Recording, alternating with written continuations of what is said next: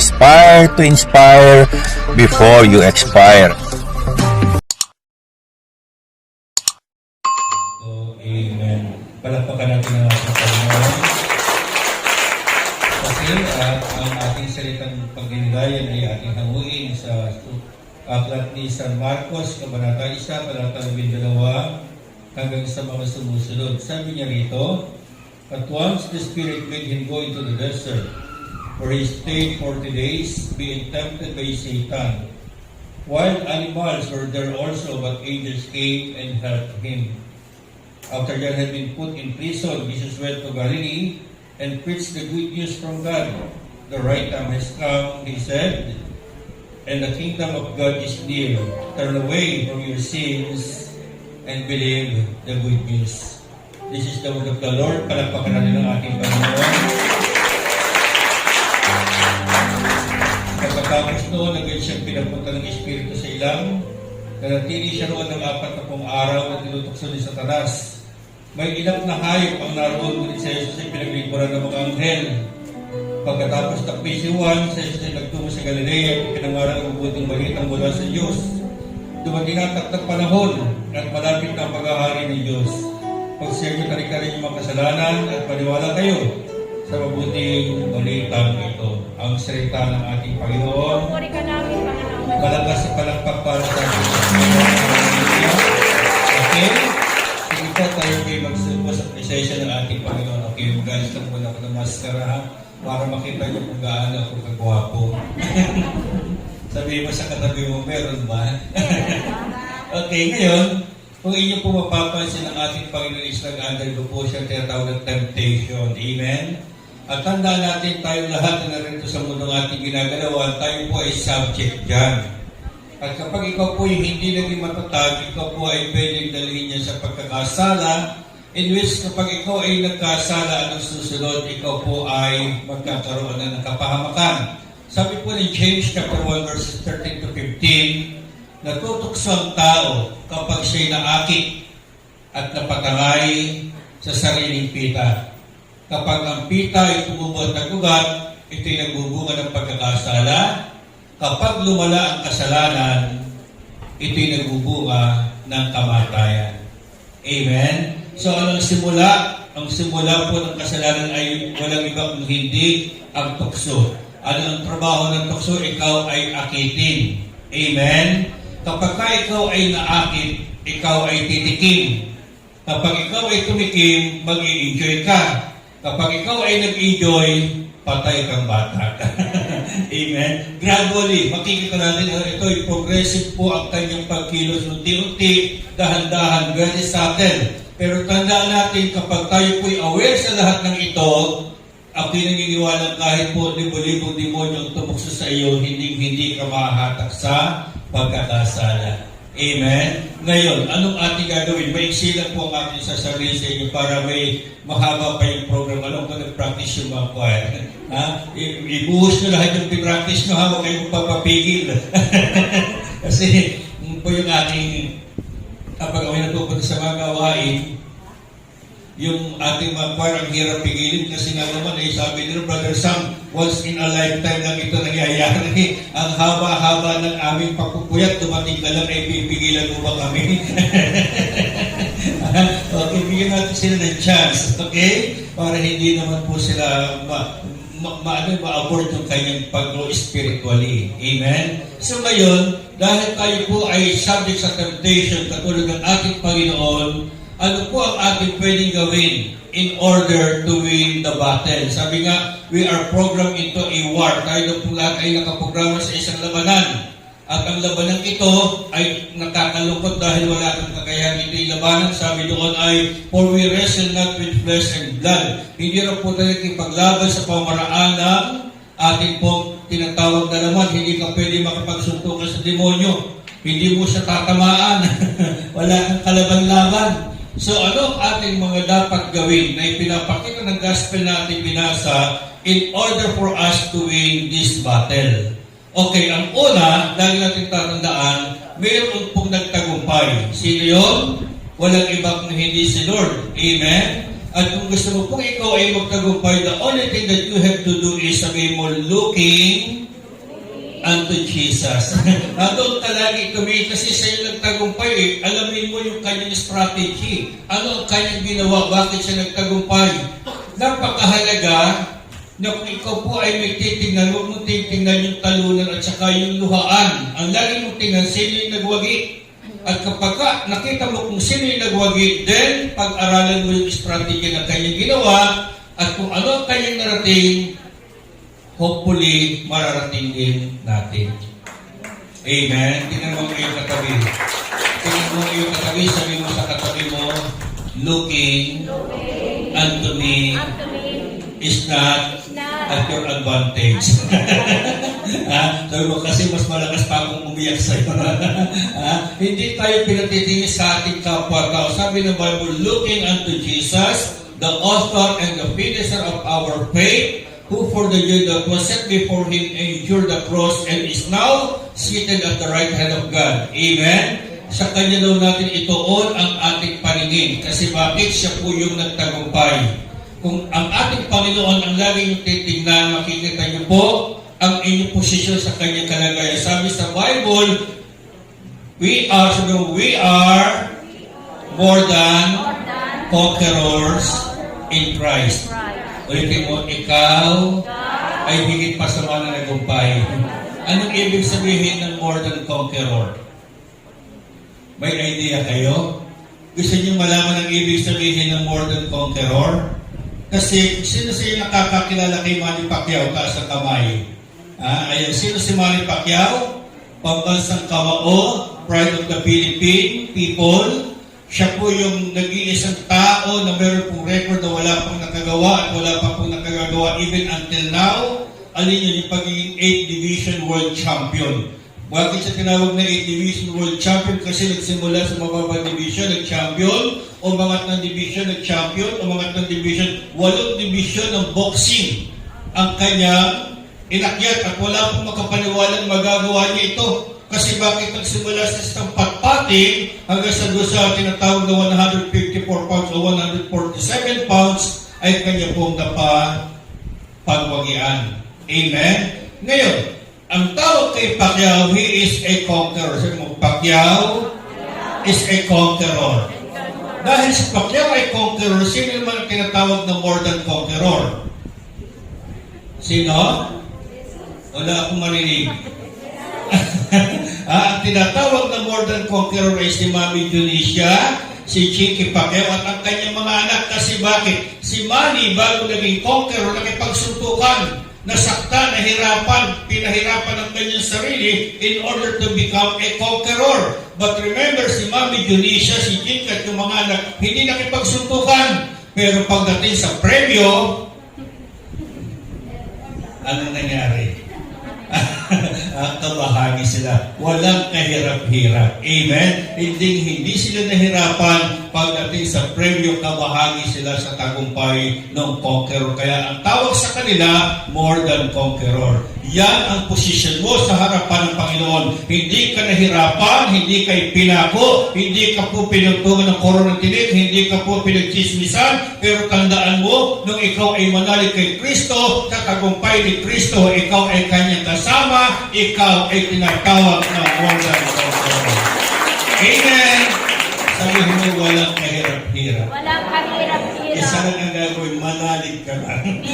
Kumampi ka lang sa Kanya, sabi, if God is with us, who can be against us? Amen? Kasi nga po, alam natin, by our own, hindi natin kayang labanan. Sabi ng Bible, wala kayong magagawa kung kayo'y hiwalay sa akin. Yun po yung isang katotohanan. Sabi mo, wala kayong magagawa kung kayo hiwalay sa akin. And then suddenly, biglang nagsalita si Paul. Sabi ni Paul, I can do all things through Christ. So, magkaiba po ha. Yung isa walang magagawa. Pagdating kay Kristo, I can do all things.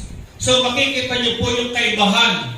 Kapag ikaw ay hiwalay kay Kristo, ikaw ay talunan. Amen? Pero pag si Jesus ay kasama mo sa buhay, titiyakin ko, walang sinaman ang pwedeng makagapi na sinasamahan ng ating Panginoon. Amen? Mayroong dalawang bata, magkababata sila, naglalaro. Itong isang malaking bulas, kaya itong isang maliit, kinakawawa. kapag sila'y naglalaro at nananalo itong si maliit, dadayain ni malaki. Kapag itong si maliit ay umangal, ay kanya hahamulin ng suntukan. At ang mangyayari, itong si maliit, titiklop na lang kasi wala siyang kakayahan na labanan yung malaki.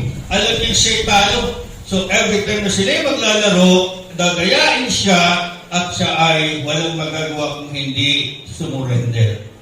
Isang araw habang sila'y naglalaro, natatalo naman ito si malaki, umira naman ang gulang itong si malaki, dinaya si maliit, umagal na naman si maliit, anong ginawa ni malaki?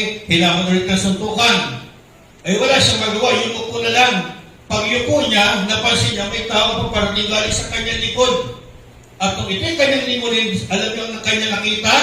Ang nakita niya yung kanyang kapatid na isang sundalo, galing sa labanan, naka-full battle gear pa, nakalusok-tubig pa yung kanyang armalite. Alam niyo ang ginawa ni maliit, tumakbo sa kuya niya, hinatak ang kanyang kuya, sabi niya, o sige, ngayon mo ako labanan, kasama ko ang aking kuya.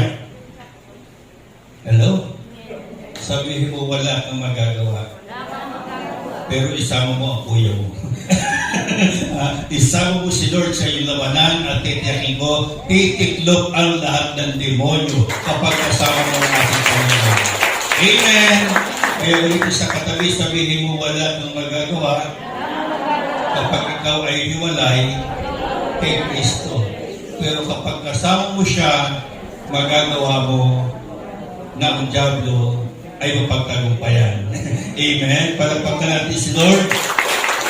So, ngayon po natin titingnan para tayo magtagumpay, looking unto Jesus. Siya ang ating maging example. Siya po yung lagi nating lapitan, sanghinan natin ng tulong, at kapag tayo sa kanya humihingi ng tulong, hindi tayo matatalo kailanman. Pangalawa, na paraan para tayo magtagumpay. Sabi dito, Jesus was led by the Spirit.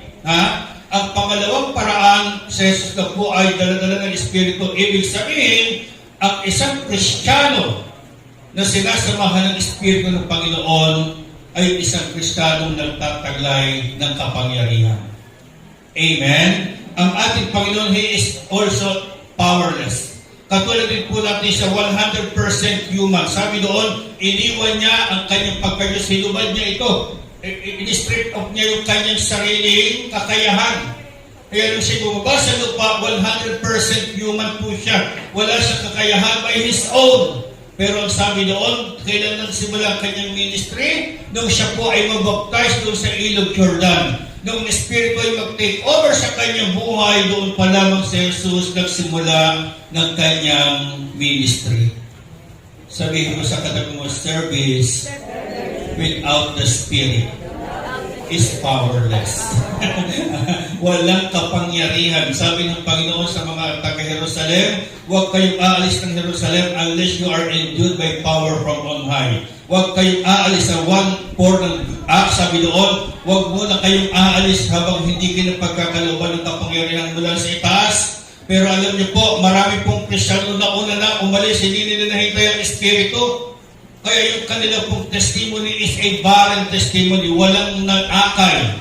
Pero tingnan niyo po yung naghintay, yung dumating yung Pentecostes. Pagdating ng Pentecostes, itong mga tao, ito nandoon sa loob ng isang maliit na kwarto.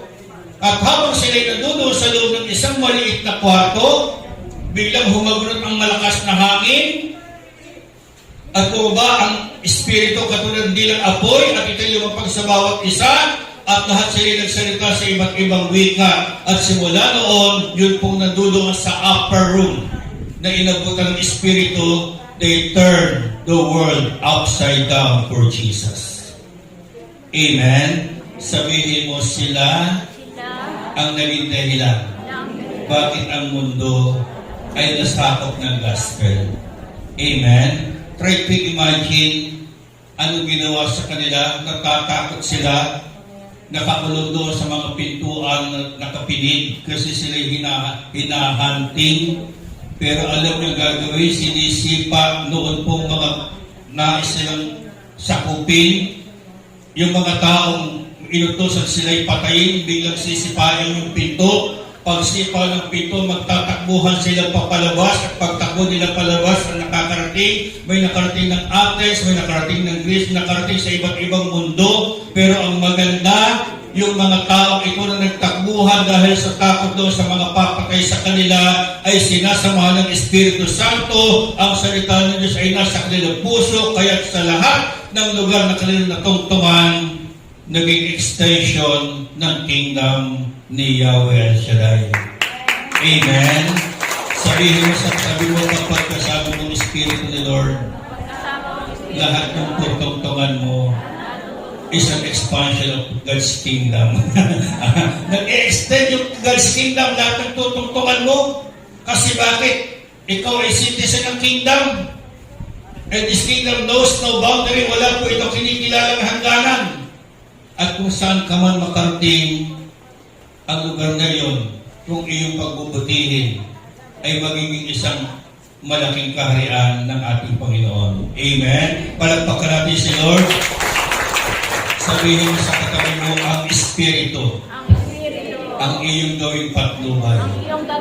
At huwag susundin ang pita ng laman. Amen? Sabi ni Galatians 5:16, magkalaban ng dalawang ito. Dahil sabi doon, ang ninanasan ng Espiritu ay laban sa ninanasan ng laman, at ang ninanasan ng laman ay laban sa ninanasan ng Espiritu. Kaya meron pong tinatawag na war within. Meron tayong labanan sa loob ng ating puso. At itong labanan na ito ay between good and evil. At kung ang nananaig ay ang evil, ibig sabihin na susunod ang laman. Pero kapag nananaig ay ang good, ibig sabihin ang Espiritu ni Lord ang nananaig. Amen? Sabihin mo sa katabi mo ngayong hapon, malalaman natin kung alin ang nananaig. Sabihin mo sa kanya kapag ang mata mo'y nakapikit at tumutulo ang laway mo. Sino nananaig? Nananaig ang laman. Hinahatak kang ikaw ay patulugin. Pero kapag ikaw ay matama na nakikinig ng salita ng Espiritu, iyong inuunawa, ibig sabihin ang Espiritu ng ating Panginoon ang nag-o-operate sa iyong buhay. Amen? Palagpakan natin si Lord. Hallelujah. Ang Espiritu ang gawing patnubay upang hindi tayo maligaw. Sabi ko nga po sa inyo, kapag hindi ang Espiritu ang iyong guide sa buhay na ito, katulad ng ating Panginoon, pwede ka pong dali sa kapahamakan. Pero tandaan ninyo, kapag ang Espiritu ang umaakay sa iyo, kahit ikaw ay nasa gitna ng kapahamakan, ikaw ay iingatan pa rin ng ating dakilang Yahweh El Shaddai. Amen. Ang ating Panginoon na doon. Ako po'y nakarating na Israel. Narating ko po itong Mount of Temptation. Ito po'y isang daristis. Isang bundok na kung saan ay may mga wala pong mga puno. At dito po ay isang yung pong pababa na ganoon. Yun po, minsan meron po akong na-encounter na magkakapatid. Humingi po ng pray over sa akin ng isa. Sabi niya sa akin, alam mo Brother Sam, hindi ako mahal ng mga magulang ko. Sabi ko, bakit naman? Sabi niya, pinamanahan kami, ang tatay namin ay may lupa at kami pinamanahan ng 1 hektarya. No, sabi ko, ay 1 hektarya pala, bakit na sabi mong hindi ka mahal? Kasi Brother Sam, ibinigay sa akin 1 hektarya pag ganoon.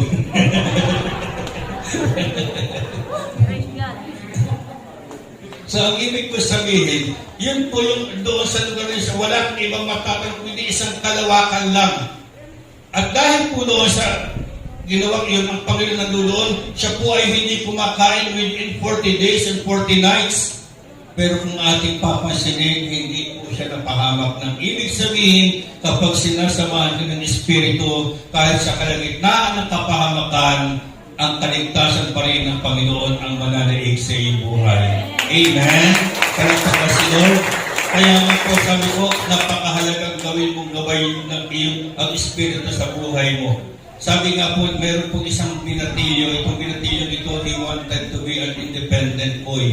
Gusto niya pong maging independent na nasisimula na po siyang mag-mature. Sabi niya sa kanyang tatay, tay, gusto ko pong umuwi ng probinsya. Sabi ng tatay, sino gusto mong isama? Sabi ng bata, ayaw ko pong may kasama. Gusto ko po, ako lang kasi gusto ko po na tingnan kong ang aking kakayahan bilang isang independent na bata. So yung tatay pumayag, pero sabi ng tatay, pero bago ka umalis, ikaw muna yung aking bibigyan ng kaunting paliwanag. Sasakay ka sa Cubao, pagdating mo sa Cubao, sabi mo sa konduktor, ibaba ka sa ganitong bayan, sa ganitong baryo. Pagdating mo sa baryo na iyon, wala kang gagawin, ipagtatanong mo lang ang pangalan ng iyong lolo, at kahit sinong tanongin mong tao, kilala ang lolo mo, hindi ka maninigaw. At alam niyo po, nung sumakay ang bata sa Cubao, sinabi sa konduktor ang bili ng tatay, nakarating ang bata doon sa bayan at sa baryo na yun, siya ibinaba na ng konduktor. Nung siya makababa, tamang-tama may isang tao dumarating, sabi niya, Mama, pwede po ba magtanong? Sabi, okay, ano yun? Kilala niyo po bang aking lolo Tasio? Ay, sabi niya, walang hindi nakakakilala sa kanya, kilala siya ng lahat. Sabi nung bata, paano ko po siyang makikita? Sabi niya, nakikita ba yung eskinita rin? Pumasok ka dyan. Pagdating mo sa may puno ng aratilis, ikaw ay kumaliwa. Pag nakakita ka ng kulungan ng baboy, kumanan ka. Kapag nakakita ka ng nyug na nakahapay, kumanan ka ulit.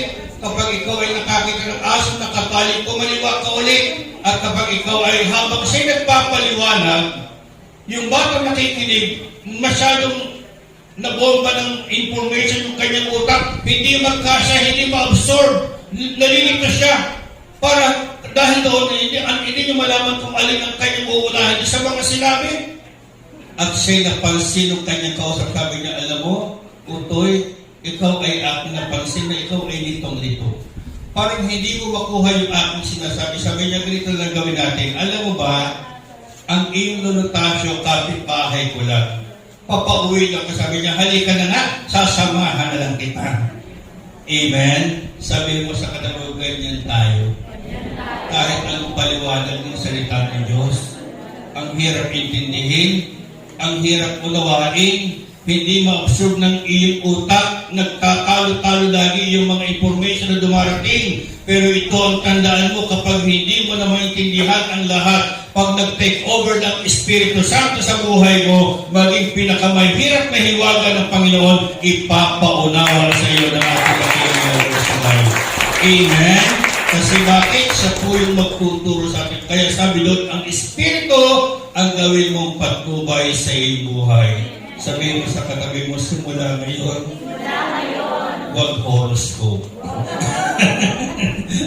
Anong patnubay? Ang Espiritu daw ang ating gawing patnubay. Amen? At pangatlo, ito na, panghuli na. Matatapos na ako. Ano pa yung pangatlo?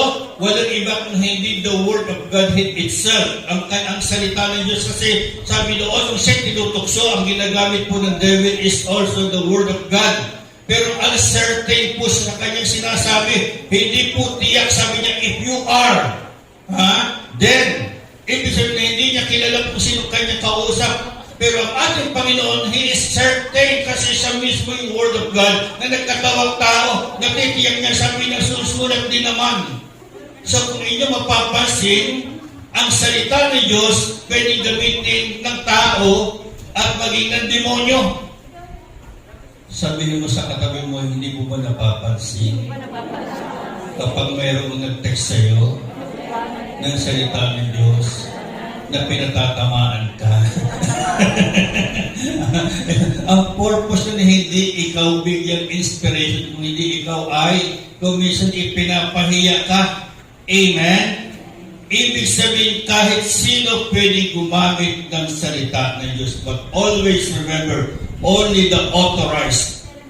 Sabi mo, only the authorized can use it properly.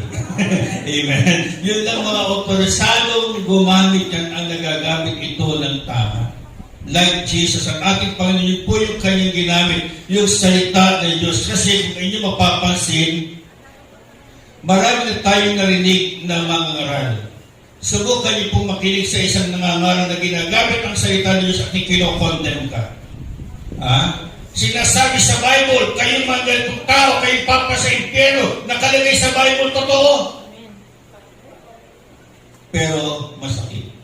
Sa halip na ikaw ay magbalik loob, sasabi mo, akala mo kung sino ka. Kasi bakit? Hindi mo nararamdaman yung power ng word. Ang nararamdaman mo galing. Amen? Pero tingnan mo ang ating Panginoon kapag gumamit siya ng Word of God. Kahit yung makasalanan, nagbabalik loob. Why?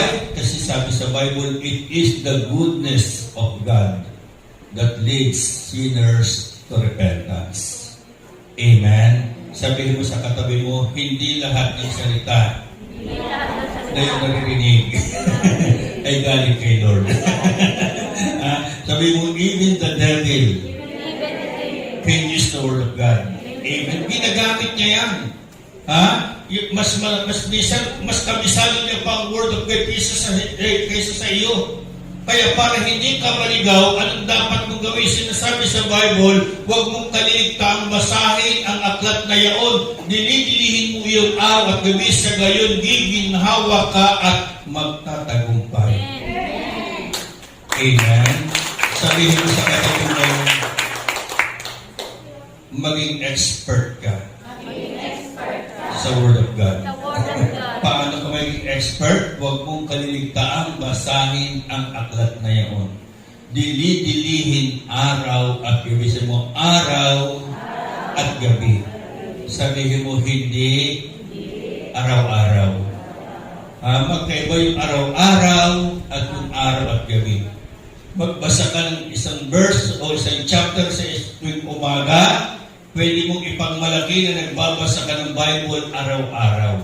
Pero kakaiba yung araw at gabi. Ano ang kaibahan ng araw-araw at saka yung araw at gabi? Yung sinabi ko na nga po, pwede mong ipagmalaki nagbabasa ka ng Bible araw-araw. Kung ikaw ay kahit isang minuto sa umaga o anumang oras ay nagbabasa, pwede mong sabihin, nagbabasa ka ng Bible araw-araw. Pero yung araw at gabi, kakaiba yun. Kasi mas malalim ang ibig sabihin ng salitang araw at gabi. Sabihin mo sa katabi mo, papaano yun? Gusto niyo malaman? Ganito yun. Sino nakakita na ng baka? Baka. Sino nakakain ng baka para sa kamay? Sabi ko na sa pagkain niya kayo magaling. Okay. Ano ang ginagawa ng baka kapag nasa damuhan? Kain, ng kain, ng kain, ng kain. Amen? Ang tanong, anong ginagawa ng baka pagdating ng gabi? Masdan mo ang bibig ng baka pagdating ng gabi. Nakahiga, nakapikit, nakadilat, nakatayo. Basta pagdating ng gabi, masdan mo yung bibig niya. Anong ginagawa ng bibig? Nguya, ng nguya, ng nguya, ng nguya. Amen. Ang tanong, anong ginunguya niya? Hindi naman siya pwedeng bumili ng chiclet. Ang ginunguya niya, yung damo na kinakain niya nung araw, ito ini-store sa isang bahagi ng kanyang katawan, at pagdating ng gabi, ito kanyang i-digest hanggang sa kahuli-hulihang katas. Yun din po ang ibig sabihin ng meditate therein day and night. Maaaring isang verse lang ang napakinggan mo o nabasa mo, pero habang naglalaba ka, word of God ang iniisip mo, habang nagluluto hanggang sa hating gabi, bago ka matulog, iniisip mo ano ang ibig sabihin ng salitang iyong napakinggan. Amen! Meditating the word day and night. Yun ang sinasabi doon para ikaw ay maging matatag. At ang sabi pa nga, ng Psalm 119 verse 11, sabi doon, your words have I hid in my heart that I will not sin against you. Sabihin mo, ang salita mo ay sa cellphone ko iingatan. Cellphone ka dyan. Saan daw? Ang salita mo ay sa puso ko iingatan upang hindi magkasala sa iyo kailanman. Amen? Saan daw iingatan ang salita ng Diyos? Sa puso. Okay. Mahalaga na yung puso ng tao ay punuin natin ang salita ng Diyos. Okay.